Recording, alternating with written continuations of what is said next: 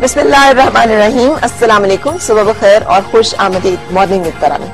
دعا امید یہی آپ جہاں کہیں ہیں بالکل ٹھیک ٹھاک ہو، زندگی مزے سکون اور خیریت کے ساتھ گزر رہی ہو۔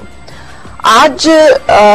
جو میں بات آپ سے کرنے جا رہی ہوں، پچھلے دنوں بھی ہم نے ذکر کیا تھا،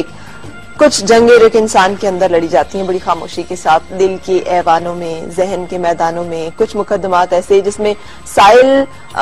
روح ہوتا ہے، ہمارا دل ہوتا ہے، ہمارا دماغ ہوتا ہے، اور جو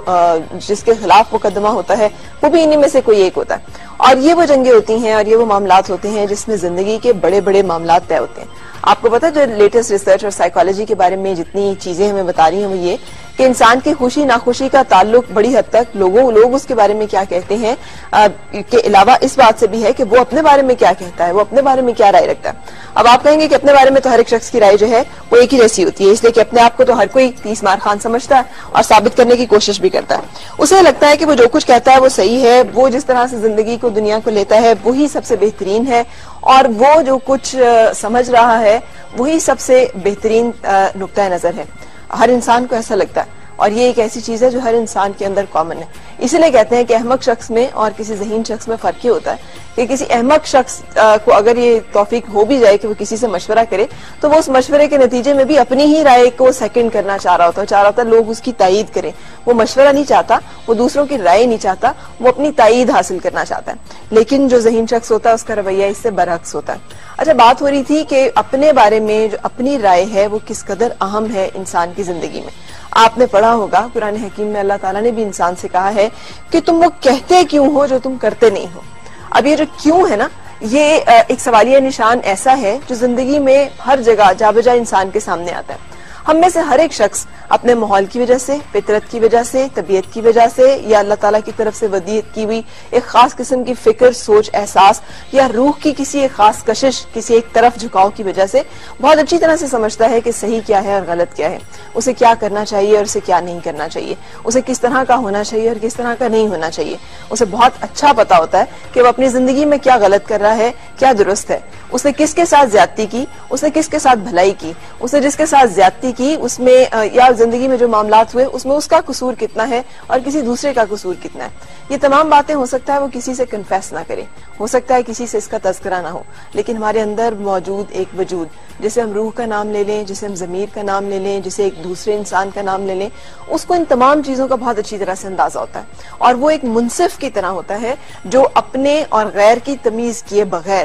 اپنی ورڈکٹس اور اپنے فیصلے سناتا رہتا ہے۔ اور یہ وہ فیصلے ہوتے ہیں جو ہمارے دل میں، ہمارے روح میں، ہمارے ذہن کے نہا خانوں میں کہیں موجود ہوتے ہیں۔ ہمیں ان فیصلوں کا علم بھی ہوتا ہے، ہمیں بہت اچھی طرح پتا ہوتا ہے کہ ہم نے زندگی میں کیا غلط کیا، ہم نے کس کے ساتھ زیادتی کی، ہم کہاں قصوروار ہیں اور ہم کہاں مجرم ہیں۔ اب ہوتا یہ ہے کہ جب یہ احساس اپنے اندر سے بہت زیادہ آتا ہے اور بار بار انسان کو اندر سے ضمیر کچوکے لگاتا ہے، یا اس کی روح جو ہے وہ تڑپتی ہے، یا اس کے اندر سے کوئی سرگوشی ہوتی ہے، یا اس کا دل اسے بتاتا ہے کہ یہ تم نے زیادتی کی ہے، یا تم نے اس انسان کے ساتھ ظلم کر دیا ہے، یا تم یہاں پہ غلط کر رہے ہو، تو وہ اس آواز کو بھلے ہم دبا لیں لیکن ہمارے اندر جو تاثر پیدا ہوتا ہے اس کا، وہ ناخوشی کا ہے۔ اس ناخوشی کو کسی بھی صورت میں ہم کمپنسیٹ کرنے کی کوشش کریں، ہم چاہیں کہ دنیا کی قیمتی سے قیمتی ترین چیز، دنیا کی بہترین مصروفیت یا مشغولیت یا بہترین قسم کی جو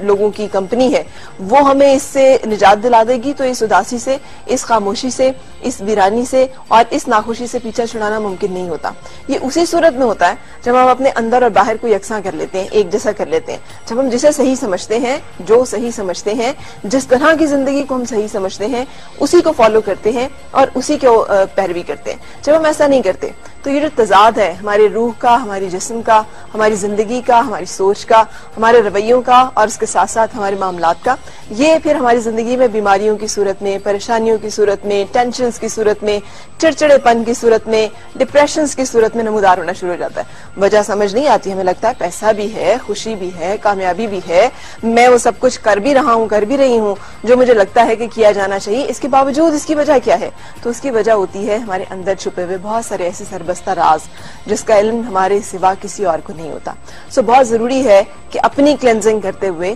زندگی میں معاملات کو اسی طرح سے رکھا جائے جس طرح سے کہ ہم سمجھتے ہیں کہ وہ صحیح ہیں، اور اگر ہمیں لگے کہ ہم ایسا نہیں کر پا رہے تو جہاں جہاں پر یہ تضاد ہو اسے کم کرتے چلے جائیں، تاکہ ہم اپنے اندر خوشی کے حاصل کرنے کے ساتھ ساتھ اس معاشرے میں بھی اپنا رول مثبت اور بہترین طور پہ ادا کر سکیں۔ یہ ایک